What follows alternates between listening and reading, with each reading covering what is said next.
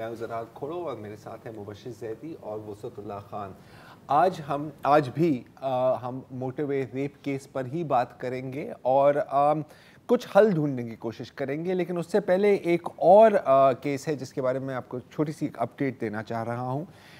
پچھلے ہفتے کراچی کی پیر بخاری کالونی سے ایک 6 سال کی لڑکی جس کا نام مروہ تھا، اس کو اغوا کیا گیا. ایک دن بعد اس کی جلی ہوئی لاش ایک کچرے کے ڈھیر پر ملی اور یہ واضح تھا کہ اس کے ساتھ ریپ کیا گیا ہے. میں ریپ کا لفظ استعمال کر رہا ہوں، میں زیادتی کا لفظ استعمال نہیں کر رہا کیونکہ یہی لفظ ہے جو استعمال کرنا چاہیے. زیادتی یہ ہوتی ہے کہ آپ نے مجھے آج چائے نہیں پلائی، بڑی زیادتی ہے. یہ بہت ایک چھوٹا لفظ ہے اس طرح کے جرم کے لیے.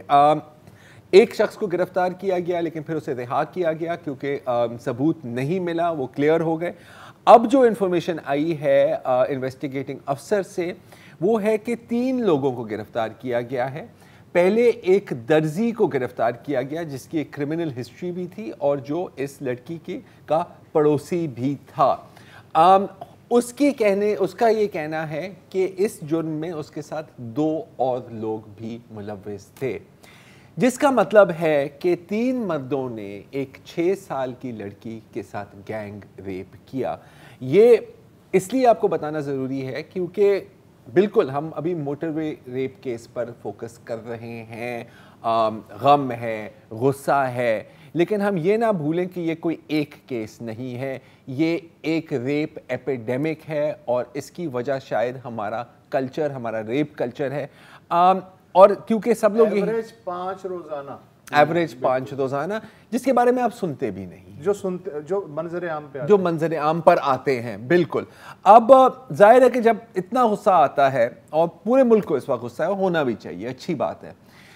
مقصد ہمارا یہ ہونا چاہیے کہ اس غصے کا کوئی فائدہ بھی ہو، کوئی حل نکلے. تو اس پورے ہفتے ہمارے شوز اسی موضوع پر ہیں اور ہم سلیوشنز ڈھونڈ رہے ہیں. کل ہم نے فوزیہ وقار صاحبہ کو بلایا اور بہت انٹرسٹنگ باتیں ہوئی، بہت چیزیں ہمیں معلوم ہوئی جو ہمیں پہلے معلوم نہیں تھیں. آج ہم نے دعوت دی ہے ایڈوکیٹ سحر بندیال کو، جنہوں نے civil law legislative frame works, جو قانون کا جو ڈھانچہ ہے اس پر بہت کام کیا ہے. اور ہمیں جوائن کر رہی ہیں ایڈوکیٹ آسیہ منیر صاحبہ، جن کا ایک بہت پرانا تعلق ہے ایک آرگنائزیشن وار اگینسٹ ریپ سے، اور یہ وہ فرنٹ لائنز میں ہیں جو کورٹ کچہریوں میں ریپ وکٹمز یا ریپ سروائیورز کو سامنا کرنا پڑتا ہے، جس غلاظت کا سامنا کرنا پڑتا ہے، وہ ان ساری باتوں سے واقف ہیں. تو thank you both for joining اس آن دا شو. میں ایک پوائنٹ سے شروع کرنا چاہ رہا ہوں جس کے بارے میں مجھے اور میرے خیال ہم سب کو شاید پہلی دفعہ پتہ لگا.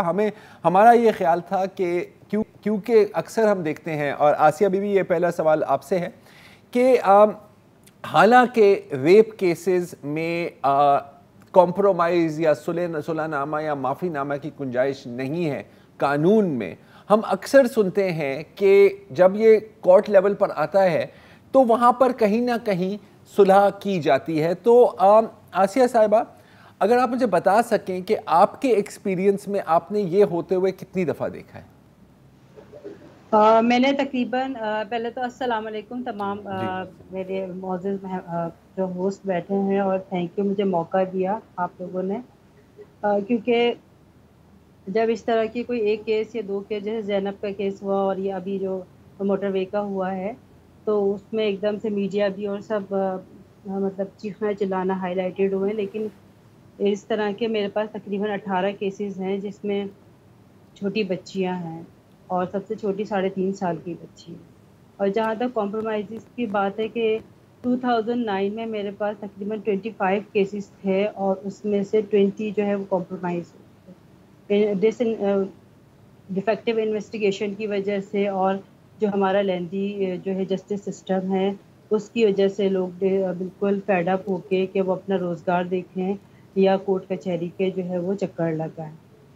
تو اس بنا پر جو ہے وہ کافی، اور کچھ ہمارے کرمنل جسٹس سسٹم کے جتنے بھی پلرز ہیں ان کے بیہیویئرز پر لوگ بہت زیادہ جو ہے وہ سوال اٹھاتے ہیں کہ ان کا بیہیویئر، انویسٹیگیشن، جس طرح سے ڈیفیکٹیو انویسٹیگیشن ہوتی ہے، پھر ہمارا جو پروسیکیوٹرز. اچھا آسیہ میں آپ سے یہ جاننا چاہ رہا ہوں اسی سوال کے ایکسٹینشن کے طور پہ کہ لاء میں واضح طور پہ لکھا گیا ہے کہ ناقابل ضمانت ہے، یہ کوئی جو ہے وہ جج یا وکیل جو ہے اس کی وکالت نہیں کرتا، اس کے باوجود آپ نے کہا کہ آؤٹ آف کورٹ کمپرومائز ہو جاتا ہے.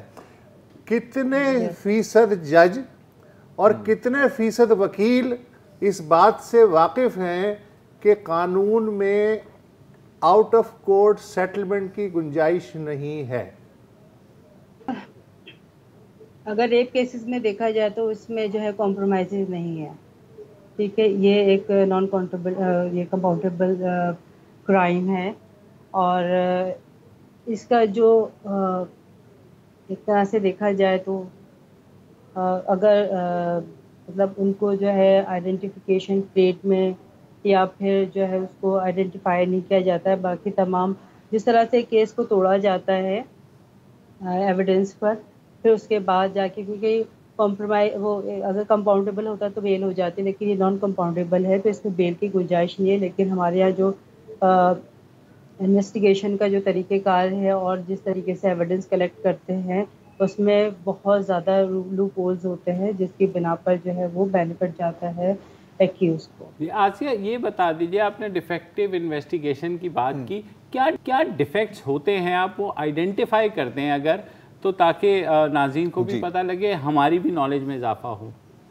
بہت سارے جیسے وٹنسز ہیں، ان کو جو ہمارے آئی وٹنس اگر ہوتے ہیں یا سپورٹ وٹنسز، اسٹرانگ وٹنسز ہوتے ہیں، وہ ان کا بیان نہ لینا، یا میڈیکل جو اس کا ہے، جو ریپ کیسز میں بہت امپورٹنٹ ہوتا ہے کہ میڈیکو لیگل ہونا، اس کے اندر تاخیر کرنا اور ان کو لے جانے میں پھر ہمارے جو میڈیکو لیگل آفیسرز ہیں وہ ان کی تعداد بھی بہت کم ہے، جس کی بنا پر وہ آن کالز ہوتے ہیں. اگر وہ اپنی ڈیوٹی کر کے چلی جاتی ہیں اور پھر اتفاقاً جو ہے وہ تھوڑی ٹائم کے بعد اگر وہ کوئی کیس آ جاتا ہے تو ان کو کافی ٹائم ویٹ کرنا پڑتا ہے.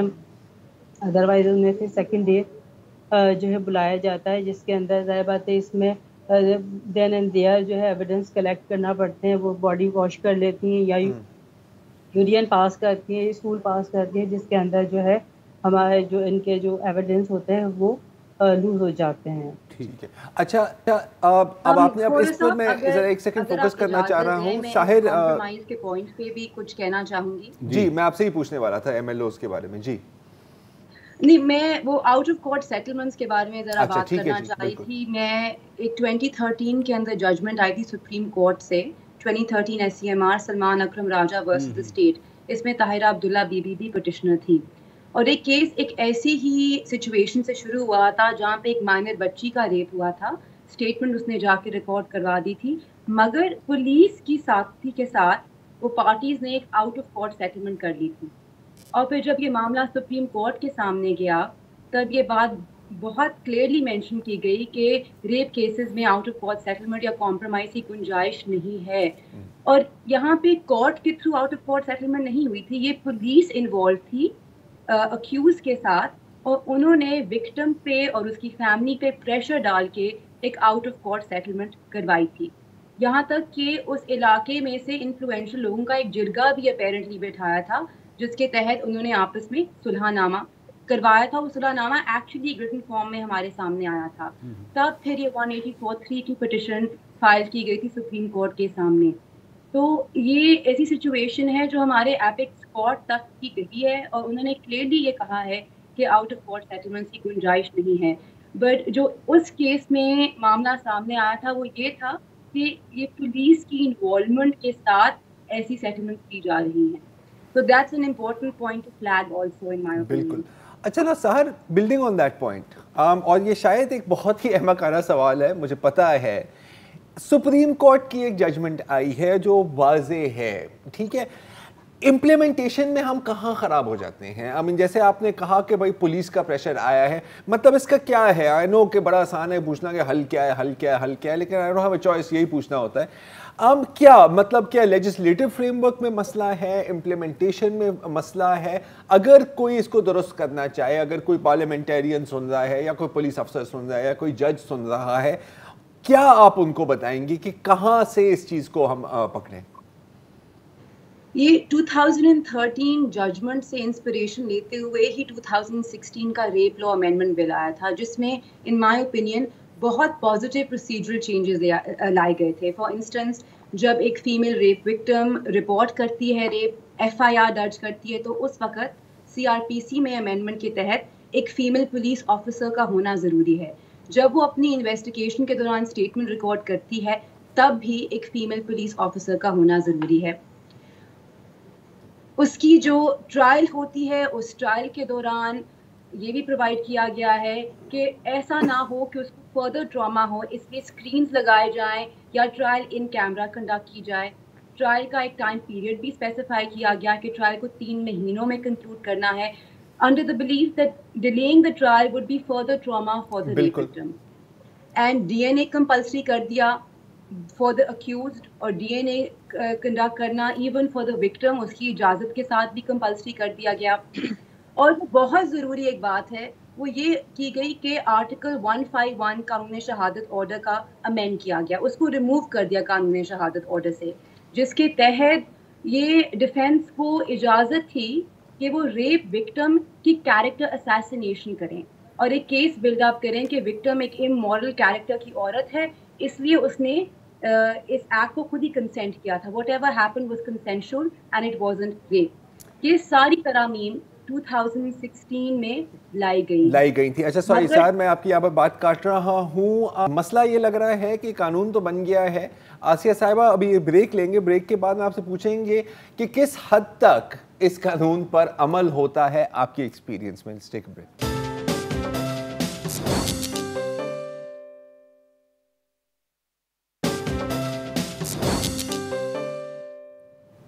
ویلکم بیک جی. ابھی بریک سے پہلے سہر بندیال ہمیں بتا رہی تھی کہ کیا قانونی پروٹیکشنز ہیں ریپ کیسز میں اور ریپ وکٹمز میں، اور اس میں کافی چیزیں ہیں کہ ایک تو آپ وکٹم کی کیریکٹر اسیسینیشن نہیں کریں گے، دوسری بات کہ ٹرائل جلدی ہو تاکہ مزید ٹراما اور مزید پریشرائز کرنے کے مواقع نہ ملے وکٹم کے اوپر پریشر ڈالنے کا.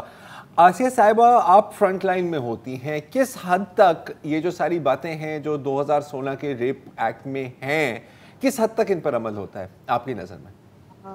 میں ویری ٹرو کہ اس میں بہت کم، اب جا کے جو ہے وہ جینڈر کی کورٹ کو جو ہے سیپریٹ کیا گیا ہے سیشن کورٹس میں، کہ ایسٹ ہے تو ایسٹ کی ایک سیپریٹ کورٹ جینڈر کی، ویسٹ کی، تمام چاروں اس میں ہو گئی ہے. لیکن جس طرح سے اگر آپ کا کبھی اتفاق ہوا سیشن کورٹس میں جانے کا، تو کس طرح کی کورٹس ہیں، اتنے چھوٹے چھوٹے رومز ہیں. اگر اس کو سیپریٹ کیا ہے، اور اگر اسکرین تو اول لگائی نہیں، ایک لکڑی کا باکس یا کچھ اس طرح سے سیپریٹ کیا گیا ہے، لیکن لڑکی کے سروائیورز نکل کے وہیں جو ہے تقریباً 500 لوگوں کے بیچ میں سے آ رہی ہے.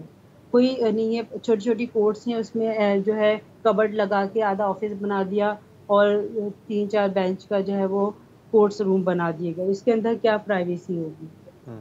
اس طرح جو ہے وہ اپنا بیان دے گی بچی، جو کہ 500 لوگوں میں سے گزر کے جا رہی ہے، سب وہ ہائی لائٹڈ ہو رہی ہے کہ یہ بچی ہے، یہ لڑکی ہے جس کا ریپ ہوا تھا.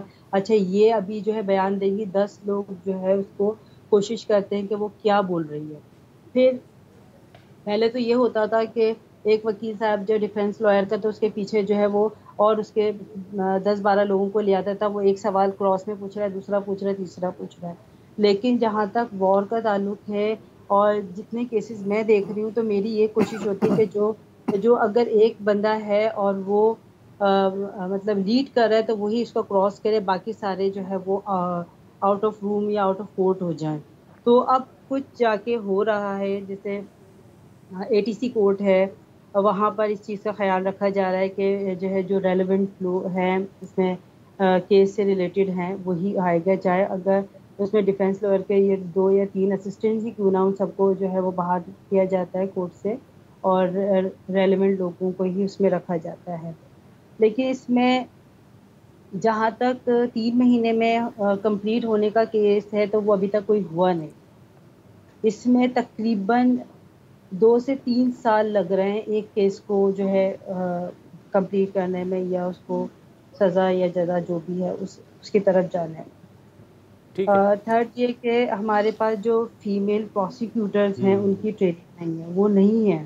فیمیل پروسیکیوٹر بہت کم ہیں. جہاں مجھ سے ہیلپ ہوتی ہے, مجھ سے اگر ججز ریکویسٹ کرتی ہیں تو میں خود جا کے ان کی تیاری کراتی ہوں, ان کے پاس کھڑی ہوتی ہوں کہ ایز اے مورلی اور ایز اے جو ہے جس طرح کے کیسز کرتی ہوں اس میں مجھ میں خود مطلب یہ ہوتا ہے کہ میں جا کے اپنے سامنے بیان کر رہا ہوں, تاکہ بچیوں میں یا جو اڈلٹ بھی ہوتی ہے ان میں کانفیڈنس ہو. کیونکہ کورٹ کا جو ایک طرح سے ماحول ہے اس میں ایک اگر یہ تو بیچاری ان پڑھ بھی ہوتی ہیں, ان ایجوکیٹڈ بھی ہوتی ہے, لیکن ایک پڑھا لکھا بندہ جاتے بھی کانپتا ہے کہ کورٹ کا ماحول اس طرح کا ہوتا ہے. اچھا آسیہ, کیونکہ آپ بہت سالوں سے ان کیسز میں پریزنٹ ہو رہی ہیں اور ظاہر پوری آپ کی کنوکشن ہوتی ہے کہ ان کیسز کو منطقی انجام تک پہنچایا جائے. میں چاہتا ہوں آپ کو ایگزامپل دیں گی اسپیسیفک ایک ایسے کیس کی جس میں آپ کو پورا یقین تھا کہ سزا ہو جائے گی مگر آپ کی نظروں کے سامنے کمپرومائز ہو گیا؟ میرے پاس ایک کیس تھا اور وہ 2008 میں تھا. ایک چھوٹی بچی تھی, اس وقت اس کی عمر تھی 3 سے 4 سال تھی, اور اس کا بہنوئی اس کو لے کے گیا تھا بیٹی بنا کے کہ میں بیٹی کی طرح رکھوں گا, اور اپنی جو اس کی بہن یعنی اپنی بیوی کو وہ روزانہ چائے میں کچھ ملا کے دیتا تھا اور اس بچی کو مولیسٹ کرتا تھا. اور پھر کرتے کرتے اس حد تک کیا کہ اس کی ایک آنکھ ضائع کر دی اور اس کا بازو توڑ دیا. پھر ہمارے کیونکہ ایم ایل اوز اور اس میں ٹریننگز وغیرہ ہم لوگ کراتے ہیں وارڈ کی طرف سے, تو اچھے ہمارے ان کے ساتھ ریلیشن ہوئے. انہوں نے ہمیں فون کیا کہ اس طرح کا کیس ہے, آپ آئیں. میں گئی وہاں پہ, دیکھا اس کی حالت بہت بری, انتہائی غریب لوگ. ظاہر بات ہے ایک جو بچی کو بہن کے حوالے کر رہا ہے تو وہ کوئی زیادہ فائنینشلی اسٹرانگ تو نہیں ہوں گے. پھر اس بندے نے جو ہے اس کو ملیس کرتے ہوئے اس حد تک پہنچا دیا. اس کو پھر ہم نے اریسٹ کروایا, ایف آئی آر درج کرائی, اس کا میڈیکل وغیرہ سب کچھ ہوا.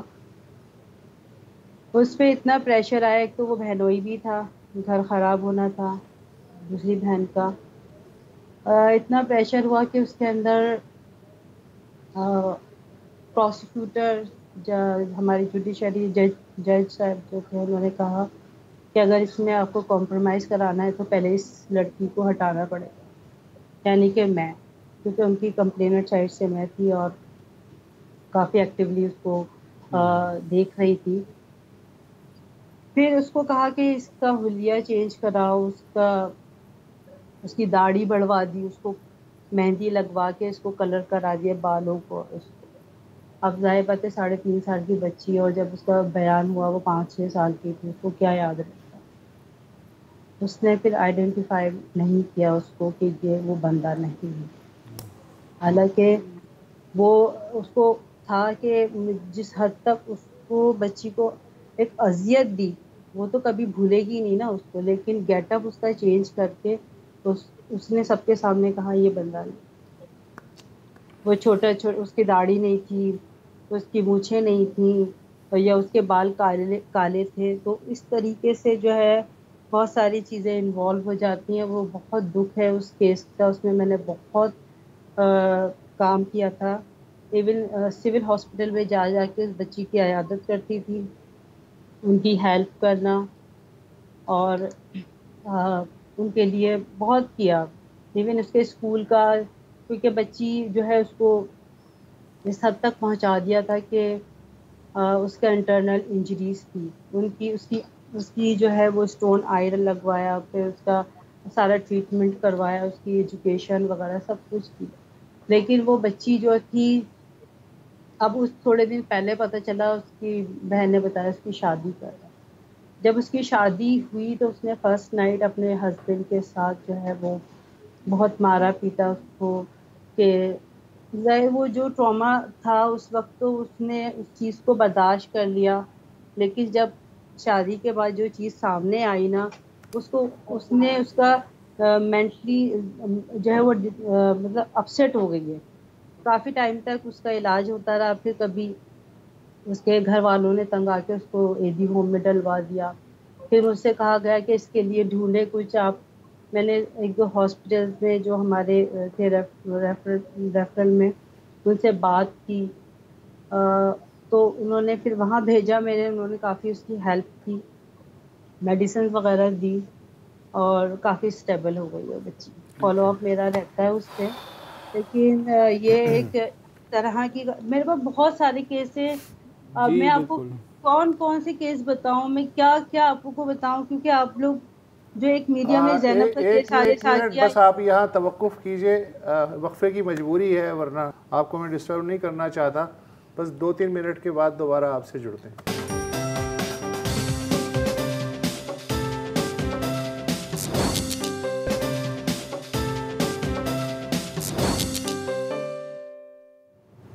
Welcome back.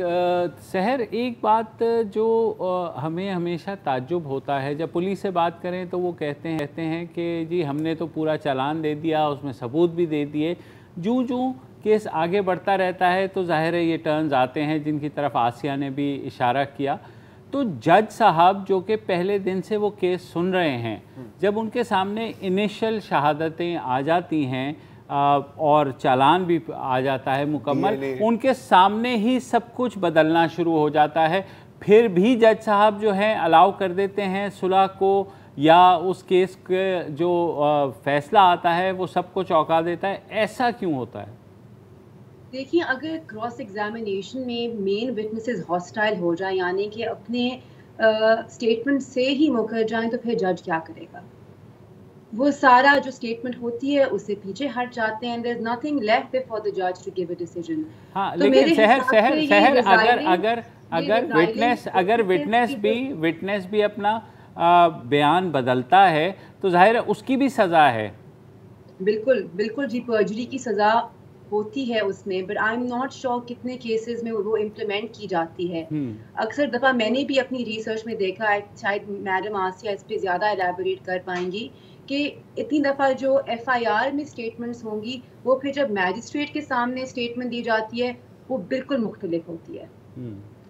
جی آسیہ, اس اسٹیٹ پہ پھر کیا کیا جائے؟ یا پھر یہ ہے کہ اسٹیٹ ایک بہت اسٹرانگ وٹنس پروٹیکشن پروگرام بنائے جہاں پہ پرائمری وٹنسز, وکٹم کو پروٹیکٹ کیا جائے, ان پہ جو پریشر پڑتا ہے دوران ٹرائل اس سے ان کو پروٹیکٹ کیا جائے. I think that's very, very important to put in place to prevent this resiling of witnesses, which is a problem in our system. صحیح. آسیہ, یہی سوال آپ سے بھی ہے کہ جج صاحب جب دیکھ لیتے ہیں انیشل ایویڈنس کو, اس کے بعد جن کی طرف سحر نے بھی اشارہ کیا, تو جج صاحب جنہوں نے فیصلہ دینا ہے وہ اپنے سامنے یہ ہوتا دیکھ رہے ہوتے ہیں. اور اب اگر ہمیں آپ کو یہاں بیٹھ کے پتہ لگ جاتا ہے تو ظاہر ہے جج صاحب جس منصب پہ بیٹھے انہیں بھی پتہ ہوتا ہے کہ کیا ہو رہا ہے. صحیح کہہ رہے ہیں آپ. یہ ضرورت ہے جب ان کے پاس سارے کیس جاتا ہے, 164 جاتا ہے, اس کے اندر اس نے نہ صرف بیان کیا ہوتا ہے, اس کو آئیڈینٹیفائی بھی کیا ہوتا ہے بچی نے, جی, یا کسی اور کا بھی جو آئی وٹنس ہو اس کا. جی, لیکن جیسے اس نے وہ اپنا بیان بدلتا ہے وہ اس کے لیے کوئی سزا نہیں ہے, بلکہ وہ یہ چاہتے ہیں کہ اچھا ہے یا ان کا آپس میں کچھ ہو جائے یا کیس جو ہے وہ بس ختم ہو جائے اگر یہ آؤٹ آف کورٹ سیٹلمنٹ کر بھی لیتے ہیں. نہ صرف یہ بلکہ جب کورٹ میں جاتا ہے تو میں سب کا نام نہیں لے رہی, کچھ ایسے بھی ہیں وہ کہتے ہیں اچھا کچھ ہو سکتا ہے, compromise out of court settlement ہو سکتا ہے, تو آپ دیکھ لیں فیملی والے ہیں. یہ جج کہہ رہے ہیں. ہاں, انسسٹ کا کیس, سپوز انسسٹ کا کیس ہے, کوئی چاچا ماما نے کیا ہے یا سگے باپ نے کیا ہے, تو اس کے اندر یہ ہوتا ہے کہ دیکھ لیں اگر کوئی بات بنتی اور بھی بچے ہیں.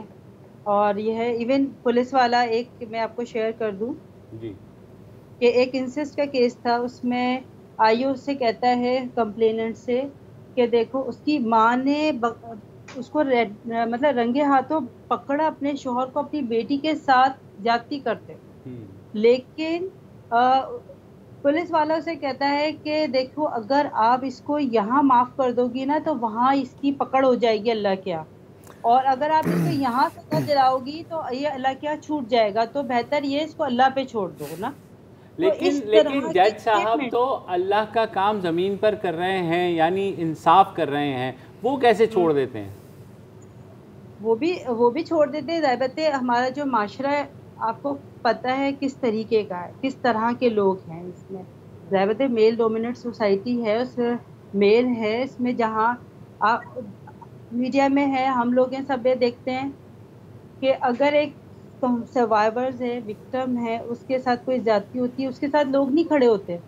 کچھ ٹائم کے بعد جو ہے ایکیوز کے سائڈ ہو جاتے ہیں کہ چھوڑو معاف کر دو، بہت ہو گئی یہ سزا، اس کو 2 سال ہو گئے جیل کے اندر، بس کافی ہے اتنی سزا نا. تو یہ ہوتا ہے. ایون اگر اس کو پنش ہو رہی ہوتی ہے، جس دن میرے کیس میں بھی تھا، سزا سنانے سے پہلے کہتی ہیں کمپلیننٹ کو بلا لیں، آپ بھی آ جائیں، دیکھیں اس میں کوئی گنجائش ہے. اگر معاف ہو جاتی، کیونکہ اس بچے کا مرڈر سوڈومی کر کے اس کو مرڈر کیا 12 سال کے بچے کو، تو اس میں سزا سنانے سے کہتی ہیں کہ اگر ہو سکے تو اس کو معاف کر دیں. دیکھیں 2-3 سال ہو گئے اس کو. جج کے الفاظ جج کے اس پہ بہت بہت شکریہ سحر آپ کا بھی اور آسیہ آپ کا بھی. ظاہر ہے بہت ہی کمپلیکیٹڈ ہے، اور یہی بات موٹر وے انسیڈنٹ میں بھی ہوئی. جو مرکزی ملزم ہیں عابد علی، اس نے 3 سال پہلے ریپ کیا ماں اور بیٹی کا، اور اس کے 6 مہینے بعد صلح ہو گئی، وہ باہر آ گیا. اس کا مطلب ہے کہ عدالتیں خود ایسے پریڈیٹرز کو، جن کو انہیں پتہ ہے کہ وہ اس کام سے نہیں رکیں گے، دوبارہ کریں گے، وہاں سے بھی بری کر دیتے ہیں. سی پی او صاحب کا ایٹیٹیوڈ تو سن لیا نا، آپ اللہ پہ چھوڑ دیں سر. یہ کہ پولیس کا تو یہ کام ہے ہی نہیں. ایک وقفہ لے لیتے ہیں.